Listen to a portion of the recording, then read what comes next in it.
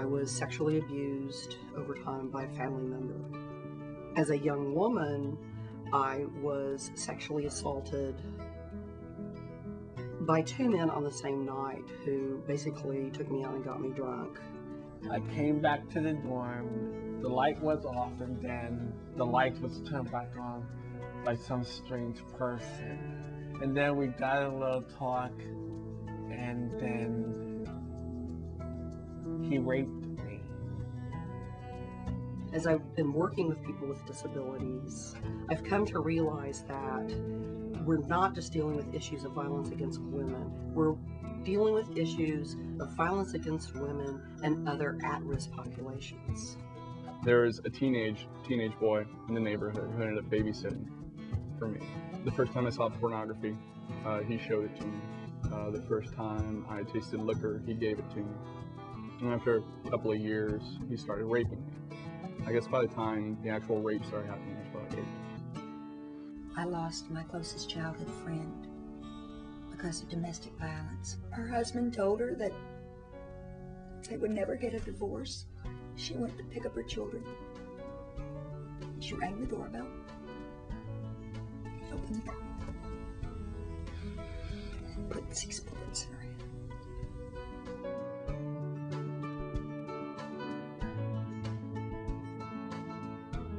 The services that we provide are absolutely essential if we care about survivors, if we care about helping people who've experienced violence, and if we care about our mission of ending violence, then we've got to keep going.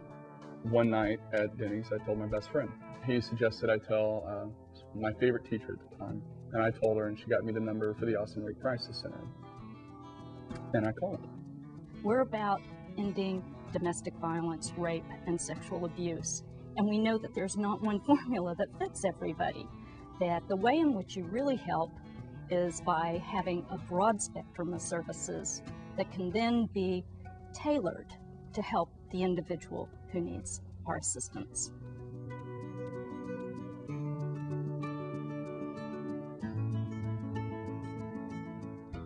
Anybody can be raped or sexual assault at any time. Men get abused, they need help. We can overcome it through the help of counseling and support, and that's what SafePlace offers. I came to the shelter after I had a brutal fight with my ex and I couldn't return home.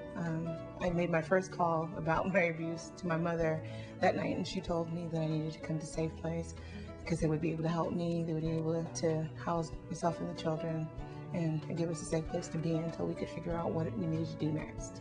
And I just remember the desperate and hopeless feeling I had, but after I talked to the counselors here, it just gave me all sorts of hope about, what I could do next. While emergency shelter is absolutely about safety, it's also about starting all over again. And for many women, they have to have extra support and resources to do that.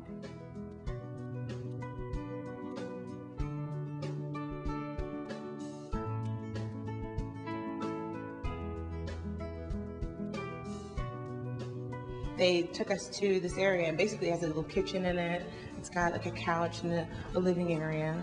It also has a TV, and I just remember coming here, and it was probably the best sleep I'd had in months, because it was the first time that I was able to actually rest and feel like I was safe. They can have the time both for respite, for self-care, and for regeneration, and for building a life that's new for themselves and their family, and of their choosing, a life that is violence-free and independent and self-sufficient. The number of children served by SafePlace is startlingly high. In fact, we serve more children than adults. Keeping kids safe is incredibly important. It's also our opportunity to do prevention. Our goal is that children learn that violence doesn't have to be expected. We can teach and model another way. Think about the number of survivors and the statistics that you hear on a regular basis. Now double that, triple that. That's how many more are out there now. They need to know that they have a place they can go. They need to know that there's a number that they can call.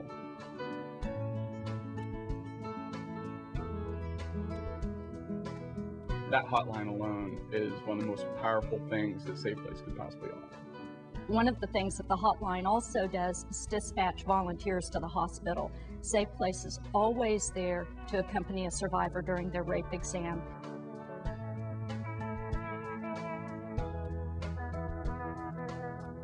I'm involved with SafePlace because of a personal journey.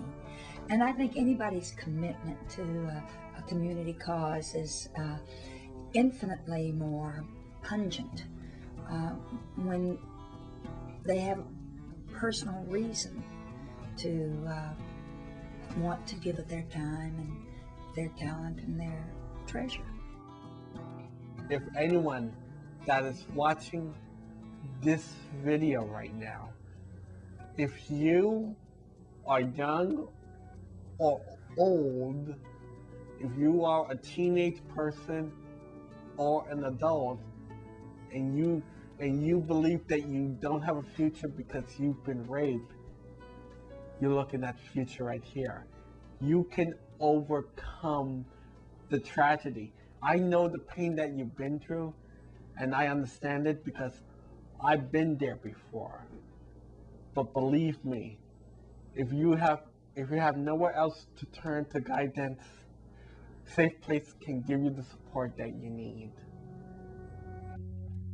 Without SafePlace, I would be really sad because survivors of sexual violence and domestic violence would have nowhere to go.